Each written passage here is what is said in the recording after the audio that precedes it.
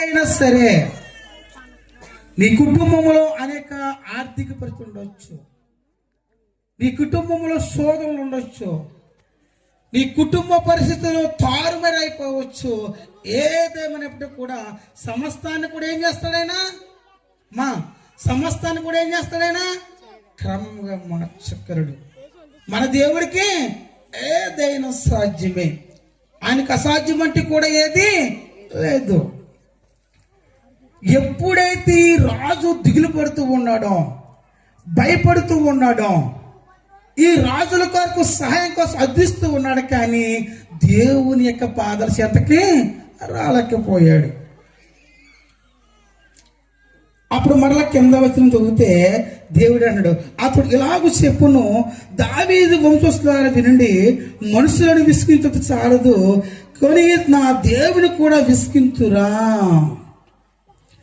వీళ్ళు దేవుడు ఎక్కడి నుంచి విసిగిస్తూ ఉన్నారు? వీళ్ళు అమ్మా ఫరో దగ్గర నుంచి ఆహాజు రాజు వరకు కూడా దేవుణ్ణి విసిగిస్తూ ఉన్నారు. ఎవరెవరు విసిగిస్తూ ఉన్నారు? ఓ పక్క ఇజ్రాయేలు విసిగిస్తూ ఉన్నారు, ఓ పక్క యూదులు విసిగిస్తూ ఉన్నారు, ఓ పక్క దేవుని చేత, దేవుని ప్రవక్తల చేత ఏర్పాటు చేయబడిన రాజులు కూడా దేవుణ్ణి విసిగిస్తూ ఉన్నారు. అందుకనే సాక్షాత్తు దేవుడే ఉన్నాడు తెలుసా. 15వ వచనం, 14వ వచనం, కాబట్టి ప్రభు తాను యొక్క సూచన మీకు చూపును, ఆలకించుడి, కన్యక గర్భవతి యొక్క కుమారుని కనును. అమ్మా ఇక్కడ ఎవరు సూచన చేస్తూ ఉన్నారు? సాక్షాత్తు దేవుడే సూచన చేస్తూ ఉన్నారు. ఒక ప్రవక్త సూచన చేయట్లేదు, ఒక రాజు సూచన చేయట్లేదు, ఒక ఇశ్రాయేలు ప్రజలు సూచన చేయట్లేదు, ఇక్కడ యూదులు సూచన చేయట్లేదు. ఎవరు సూచన చేస్తూ ఉన్నారు?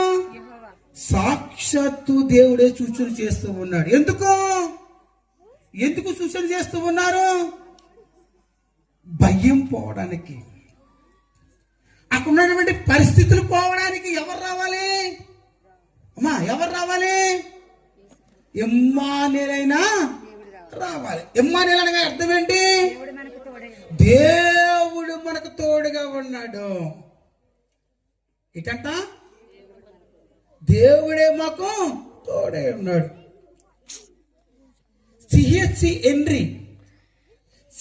అనే హెన్రీ బైబిల్ పండితుడు అంటాడు, ఇజ్రాయేల్ ప్రజలు, యూదా ప్రజలు